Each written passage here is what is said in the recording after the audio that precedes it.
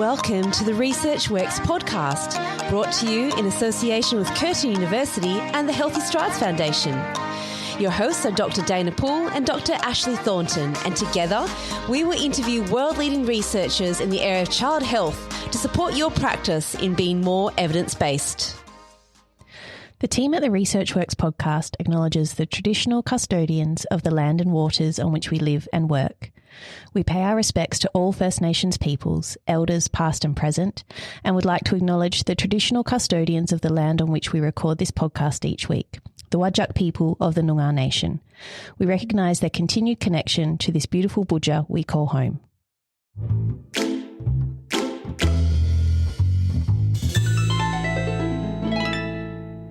Welcome to another episode of the Research Works podcast. Yes, welcome back, everyone.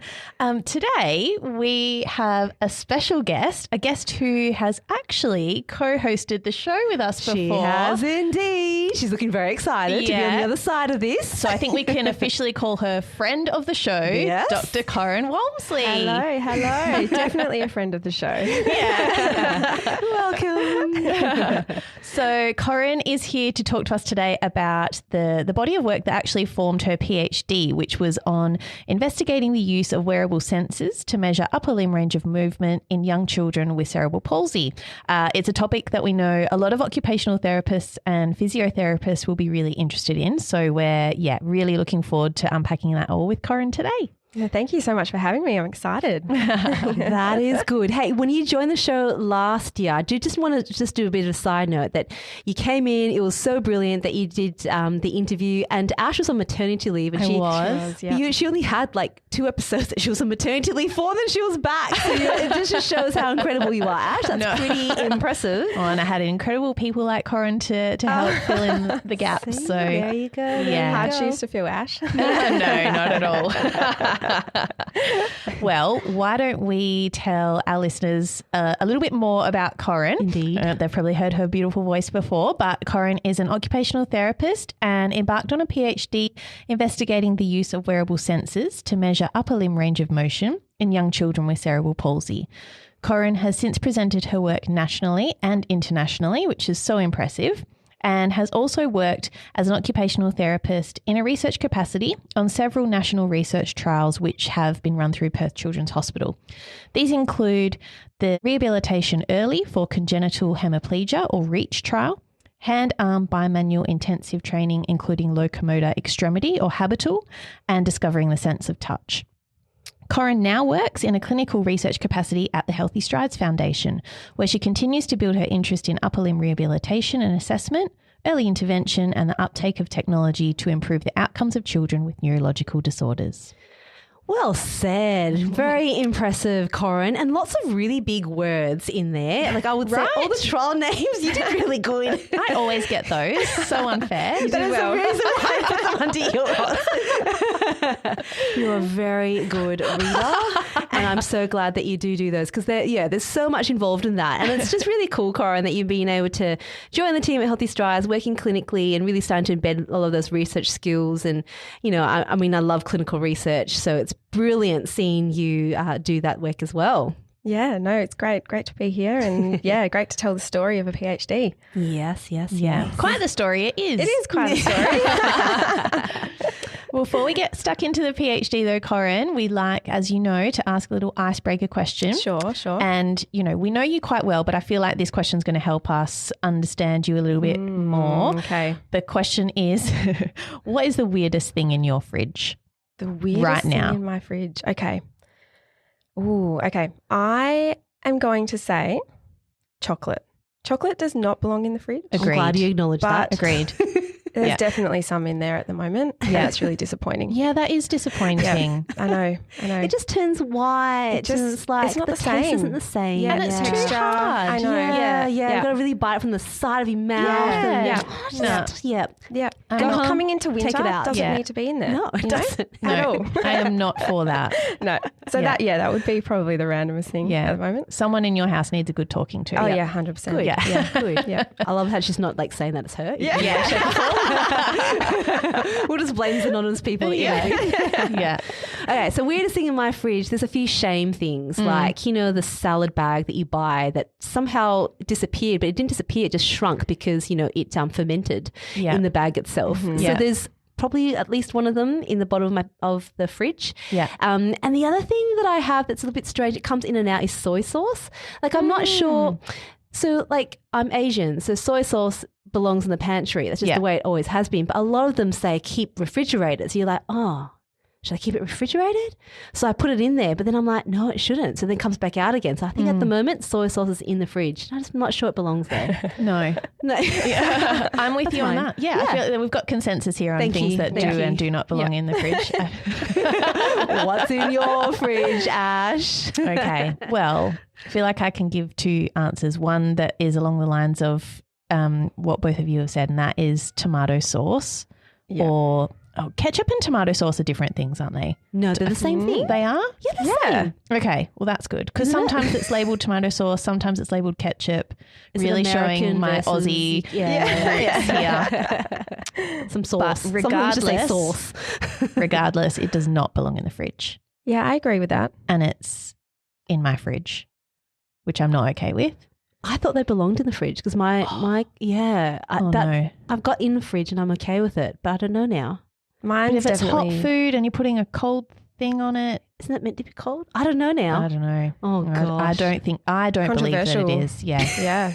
Yeah. The other thing I found in my fridge the other day was some right in the very back recesses of one of the high shelves was a bottle of antibiotics that are older than my firstborn child. So. Oh, wow. Okay. That's creating a new super drug. Yeah. Okay, well, now you know about our fridge. And how often we clean them out. Yeah. That's probably the shame factor of it. All right, well, now let's get into something that you've all actually tuned in to listen to. Yes. And let's talk about the work that is Corrin Walmsley's PhD. So we know that there's an increasing need to develop accurate and objective measures of passive and active upper limb range of motion. And using technology such as custom designed wearables may be really useful. And it's therefore important to establish the accuracy of wearable sensors in order to measure active range of motion. So this thesis demonstrates the flow of work that needs to be done to develop new and innovative ways to solve real clinical problems. We hope that by telling this story in this kind of way from beginning to the end of a PhD describes not only the volume of work involved, the trials, the challenges, but also the wins and the processes to make it viable for clinical practice. I love that. I'm looking forward to going on the journey with you, Corrin. So let's start with range of motion. Sure. And how we would normally measure range of motion. Yeah, Could you tell us a little bit about that? Of course. So clinically, the goniometer is used most frequently, and that is not without its downfalls. Good old goni. Yeah, the inter and intra-rater reliability is not great, and it really is dependent on the joint that's being measured as well. So although that is used clinically, that is the most accessible tool that we have to measure range of motion. Yeah. But it's difficult with young children. You know, ask the child to, you know, extend their wrist. How are you going to be able to do that for a young child? So it's really looking at alternative ways to be able to measure range of motion in that population, particularly young children with cerebral palsy. Yeah. And when we say young children, how young are we talking? We're going under 5. Yeah. So teeny tiny. Very tiny joints. Tiny. So it's, as you can see, it would be quite difficult with a goni. Yeah. But yeah, that's what we have available at the moment, and that's what's most frequently used. Yeah. And then you also, as a clinician, probably like to measure passive and active range of motion. Is that right? Yeah, definitely. They both tell us very different things. So I guess for the listeners, passive is the amount of maximum movement that the joint is able to achieve when someone else or something else is creating that movement, external force. So you're essentially not engaging your muscles. And I guess active on the opposite side, you know, is the amount of movement that you're able to actively generate yourself. So your muscles are working in that instance. And we use this movement each and every day throughout everyday functional activities. Yeah. So it's really important. I guess the kids that we see clinically and research has also shown that kids with CP, they do experience restrictions in passive movement. and that can occur within the first few years of life. And active movement, we also know, research has shown that kids have limitations in, their active wrist and elbow, shoulder movements. But it's important to note that these limitations that we have identified in research has only been really between 5 and 18 years of age. So under the age of 5, we haven't really been able to establish that, particularly for active movements. But yeah, they have functional consequences of limitations in movement. So it's really important that we're able to assess that and measure that accurately. Yeah, yeah.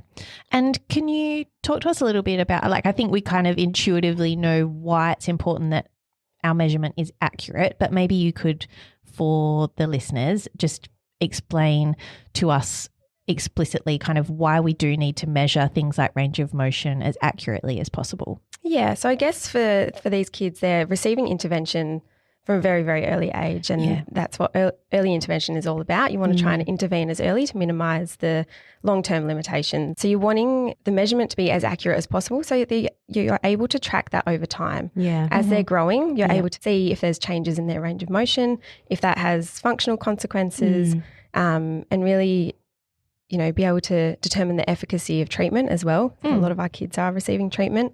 So we really need to know how much this is changing their range of motion, and if it's worth doing as well. What is that going to tell us? Yeah. So this was kind of the gap that your PhD tried to fill, wasn't it? That you needed a way you wanted to develop a kind of a user-friendly, accessible, but also accurate way of measuring range of motion in particularly in young children with cerebral palsy, because that was kind of the gap. Yeah, that's the gap. There wasn't anything that could measure active movement in this young age group, and we thought that was really important, especially if they're receiving, serial casting or orthoses. We really want to know if they're working, if they're worth the the time and effort that families and kids are putting into wearing all these. Because they're expensive, and they take away from valued playtime, as we all know, kid time, right? Yeah. So we need to be able to evaluate it. And I love how your focus of your PhD was really how you said before, the range of motion is really well established, kind of for 5 to 18 years of age. So the under 5s was too hard basket. Let's just leave that for someone else. But you were that someone else that decided to come in and go, okay, let's see what we can do about it. And that definitely was not without its challenges. As you can imagine. But it takes someone to do it to be able to increase our knowledge for it, because can you imagine? Sorry, we can't really measure range of motion. Oh, they're 5. Okay, I think we can start now. We can start doing that now. So there really was a big gap there. So hopefully this body of work has contributed to that in some shape and form. No, that's really cool. Okay, so let's go to the systematic review, which is always a good place for a PhD to start. Hey, it's kind of, definitely. I guess, you need to know what the landscape is, and is there truly a gap? Because I think the fear of anyone doing a PhD or any study is has someone actually done this? And are we going to publish at the same time? And, so it's quite broad. So it's beautiful that you've done that. So let's start with terminology first. Can you talk us through what's a wearable sensor? In the world that we live in at the moment, I feel like we're all about digital and everyone's got their own interpretation of what it is. Yeah. So can you talk us through that? Yeah, definitely. So in terms of terminology, there are quite a few different ways that they can be described. IMUs, inertial measurement units, sensors, wearables. There's a lot of terminology being thrown around. We went with the term wearable sensor as that was what was more recently used in research. Right. And we're able to carry that on. But essentially what we mean by a wearable sensor is that we're interested in ones that contained accelerometers and gyroscopes, or without a magnetometer, and we were able to directly derive orientation, so joint angle. Yep. And they had to be wearable so that they could be on the child, unobstructed movement. So we don't want, all these cords coming out of everywhere and things like that. We wanted it to be simple, wearable in its name, and can achieve what we wanted it to do. So measure range. Can I ask, those 3 components of the sensors that you described? I think there was an accelerometer, gyroscope, and magnetometer. Another big word. What do each of those bits of the sensor do? Like the accelerometer kind of tells you how, is it the speed or the speed. the gyroscope?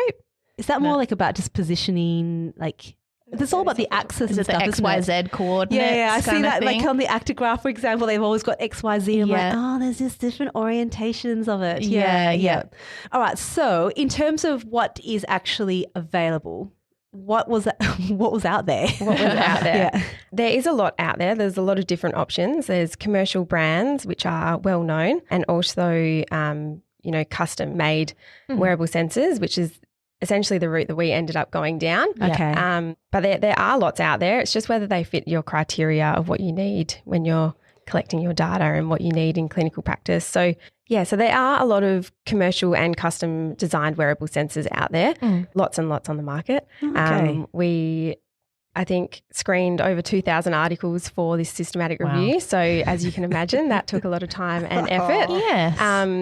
And there were frequent brands that were coming up, commercial brands that were already established, already had the software, already had all those features with them. And then obviously custom ones as well that people had developed themselves to collect certain data that they wanted. Yeah.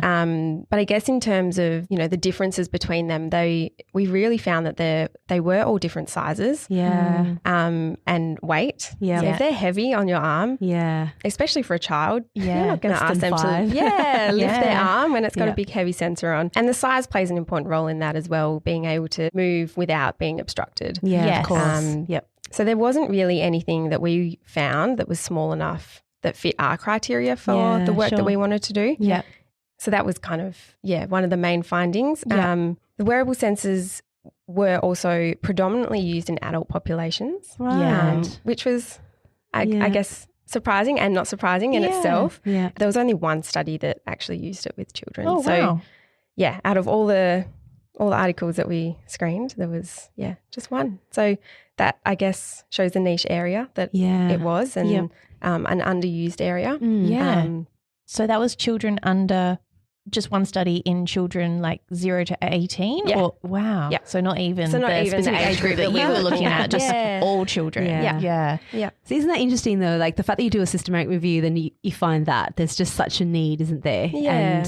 And it also just tells you like the current state of the evidence and where technology is at as well. Because I think, like I was saying before, we watch so many movies about like really cool things that happen, Iron Man and all those gadgets, and we're not quite there yet. That is definitely a little bit of fantasy land in terms of how amazing they are. But it's what we're exposed to all the time. So sometimes you need a bit of a reality check of what's actually available and what we need to do to get to that Iron Man definitely. stage. And this area is rapidly evolving. It is, technology. Every It's day there's exciting. always improvements. I know when we first run the systematic review through the databases, we ended up with so many results. But then when we had to rerun it, there was also Oh gosh, more to look at. More to look at because it's just ever evolving. Yeah. There's always so much going on in really this area. exciting. Yeah, It's really definitely cool. emerging. Yeah. So you did your systematic review and you found that, that lots of kind of different sensors available, but only one study in children, and you didn't kind of find what you were looking for in terms of things that you might want to test in those younger children. Is that right? Yeah, definitely. Yeah. So how did that review kind of inform what you did next in terms of working out, were sensors feasible to use in this population? Yeah, so that leads directly into the feasibility study. Yeah. We found that this was an area where wearable sensors were not utilised and could potentially provide valuable information to inform, early movement deviations, which we spoke about earlier. Yeah. So we decided, because none of the commercial brands fit our needs, that we would go down the custom development side of things. So we collaborated with a group of engineers at Curtin University to design and develop our own, which was an interesting journey. exciting. Yeah, That's very cool. It was really cool. We had 3 versions in the end, each with their pros and cons, and each kind of adding on improvements as we went. So our first version was kind of like a little Lego block, which was really cool. And our idea, we were like, we'll make it fun, engaging for the child. You know, kids love Lego. Yeah. Almost too much, to the point where they were pulling it off their arm. Oh, okay. They loved the Lego too block. exciting. It was too exciting. So we went back to the engaging. I love drawing it. board. We then came up with one that kind of used mobile phones to help collect the data. It was a lot smaller, but again, didn't didn't quite meet the needs that we wanted. Sure. So then we got a version 3, I guess, went back to the drawing board. And this one was able to give us the results that we could progress further studies on. Cool. So, the size was okay. There was, I guess, if you were going into full passive wrist extension, the placement was okay, so it didn't obstruct movement. Sure. So that was a big plus for us. Yeah. Weren't as engaging for the child, just little black Also a boxes. plus. Not colourful. And we're able to kind of build on the algorithms and the software from there for that version. So we then decided that was good enough for us to trial this further and do further validation testing. Yeah. But that's how we got to that. That took about 3 years almost. That was going to be my next question. What was that process like? Almost 3 years to come to that. Lots of back and forth, lots of engineers involved, lots of clinicians giving their feedback and using them in the hospital at Perth Children's Hospital. Yeah, sure. In the clinics to try and get as much feedback as we could. Yeah, which is exactly what you want, right? Because it's all, you put so much time and effort into developing this sensor. Yeah. If you didn't test any of it until after it was done, then, you'd have, back to the drawing board completely, which would be so disheartening. Yeah, so, and we wanted something that would work clinically. Yeah. That was our key, something that someone could easily, pick up. They knew the software, easy to collect data. And it would be used. It wouldn't be something that we would just develop and would just sit in the drawer. That's right. Everyone thinks it's too hard to use. So that was a real key element for us. So at that point, version 3 had ticked all those boxes. So that's cool. We progressed the study. Yeah, that's a really difficult thing to do as well. Like when you think about how small or like between the hand segment and the forearm segment in a small child, like under 5 years, how small that space is and how small a sensor would have to be to not kind of block that range of motion, but also be big enough to kind of hold all the internal devices, all the infrastructure that it needs to be able to collect the information. Like it's such a hard thing to do. It's a fine balance, and I guess that's why it was so cool. What a great experience to work with engineers. So engineers would need your expertise as an OT to kind of go, and the team that you would have worked with to go, no, it doesn't really work in this group of kids. We really need it to look like this, and then for the engineers to go, that's not possible, right? We're not there. So from there, you're just really pushing the boundaries of both professions, and what a beautiful way. I mean, how did you find that experience working with engineers and, designing something? How was that for you? I feel like I learned a whole new language at that point. That was, an interesting learning curve for me. Yeah. And we really, we'd give feedback to the engineers, but we really wanted them to be able to see it as well. Yeah, there's only so much you can say that, this might not work, but when they're able to see it, on the kid and clinicians using it, we really wanted to get them involved and see it from that perspective as well. So it was great working with them. We got to where we were, and it's a great experience. Super cool. Okay, so then from there you've sort of developed your, that's why I don't want to be too quick through that process, because it was a 3-year process to get to that, to that final one. So you found one that was really looking quite feasible. The next stage was this whole validation phase. Yeah. So talk us through what that looked like for you guys. Yeah. So in this validation phase, we compared the wearable sensors to a robotic device, and this was able to give us kind of the true error. You're eliminating all the additional movements that we have in our arm. We can focus on just one movement, flexion and extension, and also we could test that at different speeds of movement, which we all do. So I guess the results from this, we were able to see that the wearable sensors could detect movement within 3 degrees of the robotic device. So we're able to set the robotic device, do the sensor at the same time, and there was 3 degrees between errors. We tried to mimic the movement that we wanted to collect. So one of them was passive wrist extension. So we had one wearable sensor that was static and one dynamic, and we were able to test that at different speeds as well.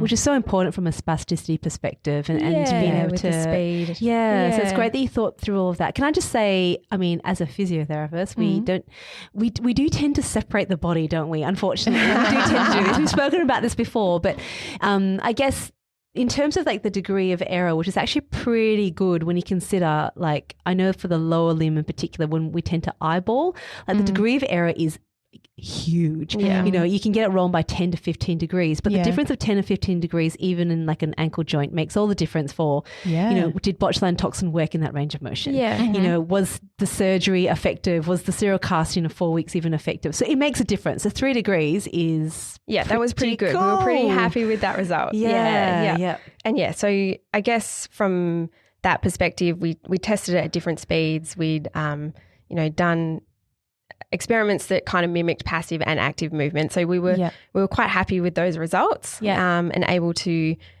progress the testing further. It warranted further testing. It was positive results. So Promising direction. Yeah.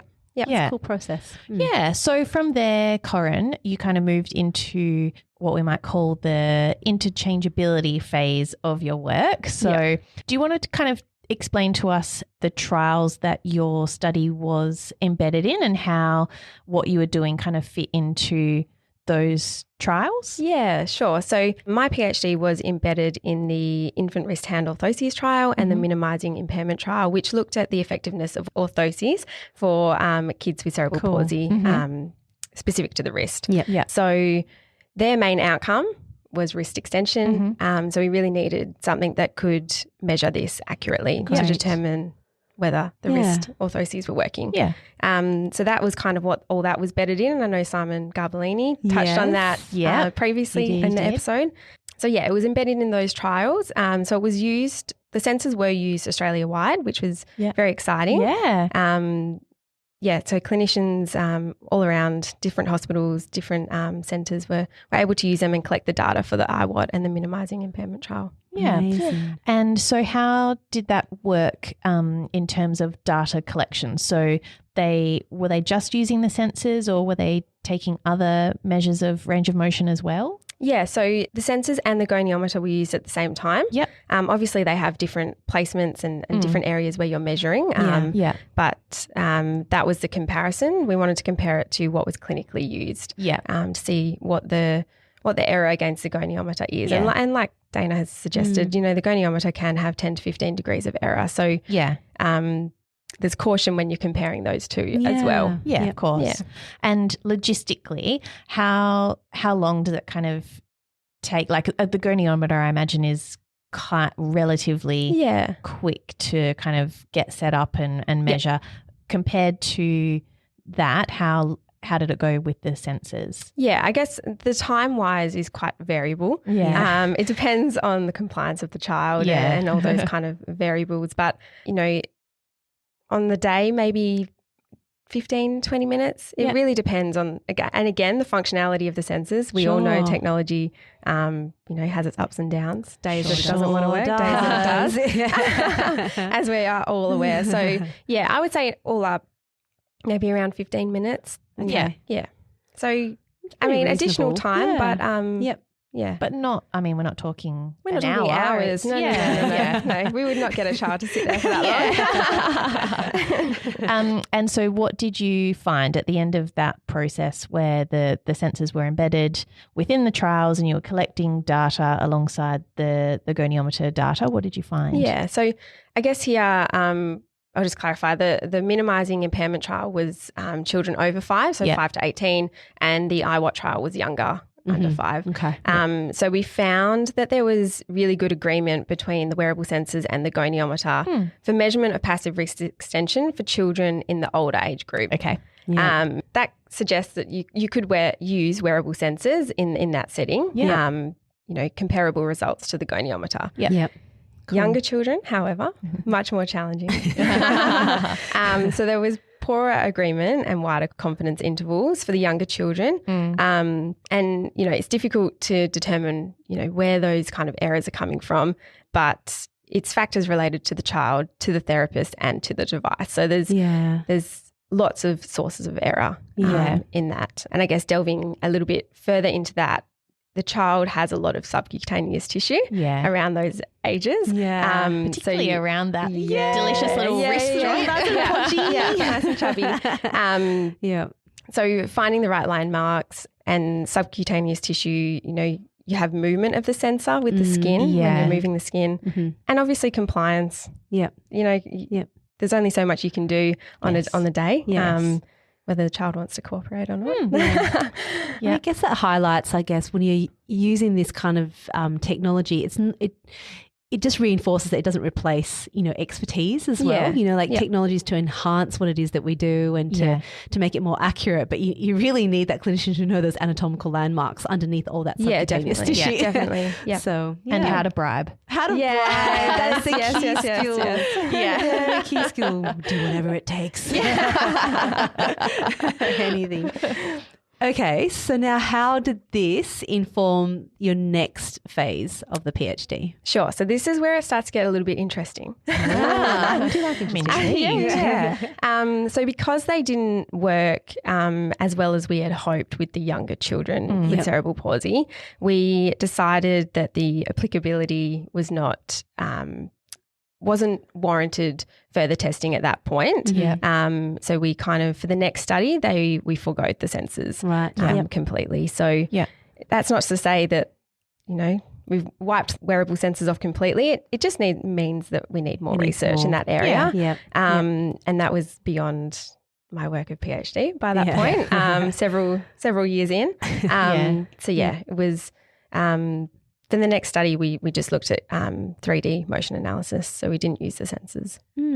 So talk us through that. So I think 3D motion analysis in itself is really interesting and exciting, that we commonly know a lot for bigger movements like gait and, ballet dancers doing their thing. So talk us through what this looked like for your population. Yes. So 3DMA, three-dimensional motion analysis, hadn't really been used in younger children and also in the upper limb. So it's quite frequently used lower limb. That's well documented. It is used in the upper limb for older children, but younger children hadn't really been used. Because we didn't use the sensors, that was our next option, and that is considered in the research world as a gold standard. We applied it to children less than 5 to see if there was limitations in maximum active wrist and elbow movement with a particular focus, again, on wrist extension as a priority. So I guess as a side note for this study, a big part of it was the development of a play session, which was going to elicit the movements that we wanted. And obviously in this age group, you can't just ask them, move your wrist into maximum extension. You're not going to get that from a child under 5. So we had to come up with something fun and engaging for them. That's really cool. Yeah. So at that time, we couldn't use assessments that were already available, such as the mini assisting hand assessment or the hand assessment for infants. There was parts of them that we could adopt, but we didn't need the full battery of assessment. So we worked closely with the developers of those assessments to come up with a short semi-structured play session that would use certain toys to elicit the movements that we wanted that were of interest to the larger trials as well. And I think one thing that is important for the listeners to appreciate is just the volume of data that you would have got. So full disclosure, I used upper limb 3D motion analysis in my PhD in older children. So, and that was hard enough getting the markers on and in the right place, and then, collecting the data, and we're talking like 2 minutes worth of data, which doesn't sound like a lot, but then you have to clean it all and code it and it's such a process. I spent a lot of time in a lab just looking at dots. I was dreaming dots. Nightmares about dots. It was a big job. It was it would have been a massive job. Oh my goodness. But I think it's incredible to know that the journey that you took from there, you looked at sensors, the body of work that was there, but then also looked at another real great gold standard assessment, which is the 3D. So I guess from there, what were your thoughts at the, what was sort of your, well, actually go back to the play session. I do want to know a bit more about the play session. What does that actually look like? Yeah, so we had just a few select toys that we were able to use to elicit the wrist extension. So the kids are reaching up, vertical surfaces, they're reaching, for fluffy toys and magnets, all that kind of thing. And we were collecting that for 2 minutes at a time. So they were having a good play, and then we kind of stop and swap the toys, and they were provided in a random order each time. Yeah. So yeah, that was a bit about the play session. Okay. All right. So then what did the results tell you after all that analysis? Yes. It's always funny when you get to the results, you're like, I can summarize it, but do you know the body of work? This sentence? So yeah, knowing the whole gravity and the weight of all that, tell us what you found. Yeah. So I guess similar to what had been established for older children with CP, this study showed that children less than 5 years of age had differences in their active maximal movement compared to children, of typical development, neurotypical. So, and also in the presence of, full passive wrist extension, children with and without CP were using similar amounts of total active movement. Right. But the children with CP were more in their flexion range as opposed to their extension, which makes sense clinically. But gosh, it happens early. Yeah, it happens earlier than we early. probably think it does. It does, Yeah. which just reiterates the importance of early intervention and also the ability to measure this accurately. Yes. Yeah. So we can't be taking all these kids into a 3D analysis lab, which is off-site to a hospital, costly to use. You need experience to use the lab. Yeah. We need something that's, clinicians can just pick up in the hospital and use. Yeah, because the amount of time it actually takes you to have, numbers to be able to provide back to a clinician, within the 3D motion analysis data collection. It's a long Even process. that process, it's not like the child is still sitting in the clinic and you can run back with your, with your results to give them. It's we're talking days and weeks depending on how clean that data is. Yes. So it's not in terms of, embedding it within the clinical setting. That's not exactly practical, is it? You need something that's quick and easy to use. Yep. Clinicians are happy and willing to use the equipment as well. Yeah. There's a lot of things that you need to tick off here, aren't there? It's it's not just can the kid use it? Will they use it? Will it be accurate? Will the clinicians like it? There's so many parts to that. There's a lot of factors. Yeah. So, Corrin, I think we've kind of touched on clinical applicability and all the different kind of phases of your work have contributed to, I suppose, take-home messages around sensors for clinicians, but also for researchers as well. Yeah.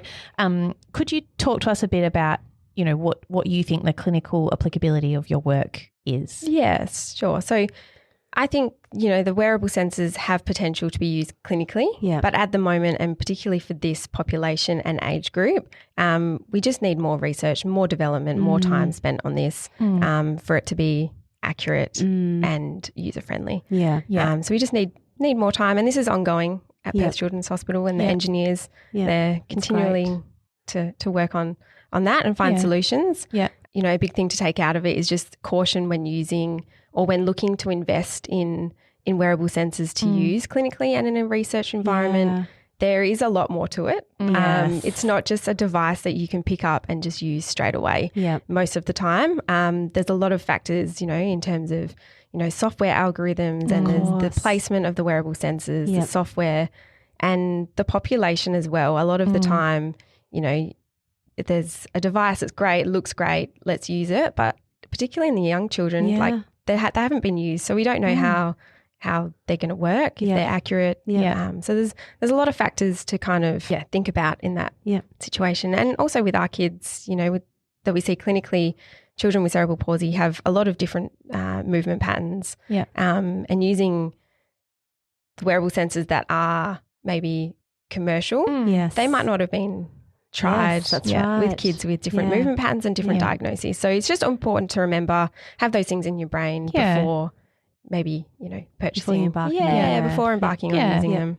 And technology is something that, is continually evolving and changing and moving at, a relatively fast pace. And, these new products that are coming out, like you say, just exert some caution, and it's not just a matter of purchasing, something that's commercially available and putting it to use and thinking that it's going to give you all the information that you need. There's a thought that has to go into. Yeah, there's a lot of factors that play into it. Yeah. And I like that you've highlighted that. You know, in my head when you're talking about that, you know, the broader application, I guess, is like we talk so much about gamification and, you know, using sensors. And yeah, you can use sensors within a therapy environment to motivate and be part of your therapy. But they often also say they back in as an assessment tool to measure like pre and post. Yeah. And it doesn't sound like it's going to be all that serious, but it actually kind of is, because if you're going to make a recommendation based on that, but we don't know if it's even accurate, if it's even measuring what you think it's measuring, and then you give a recommendation, either they've done really well when they haven't, and so they've spent a whole bunch of money doing stuff that doesn't work, or you say something that they need to work on something, and then that just changes the family's world in terms of what they focus on, what help they need. Like you want to know that your sensors are measuring what you think it's measuring. Yeah, definitely. Accuracy is important. It's so important. Yeah. No, that's really cool. Yeah. So Corrin, where to from here? Because I know, you know, often after, well, we've all done a PhD, and sometimes when you finish a PhD, you just want to put it away and not look at it again. Yeah. But, you know, there's obviously lots of different kind of directions that you can go in after that. So where to from here for this work and for you? Yeah. So as I said earlier, this work is ongoing, and I try and keep my fingers in it as much as I can, which is tricky working clinically as well. I'm trying to fit it all in. But yeah, just keeping that going. I think it's a really important area that it's worthy of that research and that time. So from here, just more research into wearable sensors, different movements. You know, we want to know not just wrist flexion and extension. There's a lot more to it. So looking into other movements as well, I think that's really important in the future. Yeah. That's very cool. Well, Corrin, we're not done yet. And as you remember when you helped co-host last time, we had this segment. So now you're in the hot seat for it, which is very exciting. It is very fun. Everyone loves this segment. So we're going to introduce you now to the next segment called Tell It to Ed. As you know, Ed is our producer who doesn't have a background in child health, but he has been listening in on this conversation. And Corrin, you have about 60 seconds or so to be able to describe to Ed the body of work that you did. And I know that's a big thing in 60 seconds. And then in turn, Ed will have time for one question. So, Corrin, take it away. Over to me. All right. Okay, Ed, this body of work aimed to look at whether wearable sensors could be used with young children with cerebral palsy to measure how much movement they have in their arms and their hands. We know that these children can have limitations in movement, which impacts how they use their hands in everyday activities. But measurement of range is not without its challenges in children less than 5 years. With no suitable commercial or custom design wearable sensors around, we set to design and develop our own. And over a series of years and studies, we found that wearable sensors, when compared to what is used by health professionals in clinics, such as a goniometer, which we've spoken about, the wearable sensors were not very accurate, particularly with the younger children, which is the ultimate goal. We want them to be accurate. So there are a number of reasons for this related to the device, the child, as well as the therapist. But more research is needed before they can be routinely used in clinical practice for this particular age group and population. Well done. That's like a summary Beautiful of a PhD. summary. Well done. Very good. Ed, I mean, this is kind of a little bit up your alley when it comes to tech. I'm putting all tech into one category here. But, so, Ed, time for a question from you. Tech is a very, very broad I know. area. But, As soon as I said it, I knew. well, I mean, avid listeners of the podcast would have heard me mention that at one stage I worked at Nintendo. And obviously Nintendo's got quite a bit of a history in terms of recent history in terms of wearable sensors and the like with, they started with the Nintendo Wii and people were doing lots of fitness things on there. And I saw that there was actually a few physio apps, which I don't think I've actually taken a look at, but that was quite interesting as well. And this was obviously strapping something the size of a remote, but I gather over time that the tech has gotten better and smaller. And I'm super impressed that you went to the whole part of creating your own sensor and all the engineering that went behind that, because it's no small feat to do that. And just out of curiosity, how long ago was that? Like when did the development for that start and stop? Oh, wow. Okay. I am probably about 6 or 7 years ago we started. Wow. Okay. Yep. So it would have developed since then. Yeah, so that leads into my question is obviously Nintendo's now got another big hit with the Nintendo Switch, and those little controllers are much smaller than the original Wii remotes. And so is there some value to, you were talking about trying to keep kids engaged, and obviously video games kind of helps kids get engaged. Yeah. Is there some value to the whole video games and sensors, and is that something that we can kind of tap into for both therapy and research purposes? So I guess universities aren't reinventing the wheel. What are your thoughts on that? Yeah, the gaming aspect of it is so important, I think, for motivation wise. I think that we could definitely capitalize on that in the future. I don't know that, I mean, I'm not all up on Nintendo, but I'm not sure from like a clinical perspective whether they would be small enough for the population that we're using them with. But I think the gaming aspect is so important, particularly for the older children. Yeah. Okay. Yeah. And I think it comes back to our point about teasing out the idea of, keeping kids motivated and actually assessing what you need to assess with the sensor. It's kind of, you can do one or the other really well with one sensor, but you probably can't do both with just the one. That's right. Yeah. I also, when you were asking your question, Ed, had flashbacks to all the photos you used to see of Wii controllers in the TV. Throwing them into televisions, yeah. There's a whole wave of that. Yeah. That's exactly the thought. Oh, Ash. Disclaimer, I never did that. Same.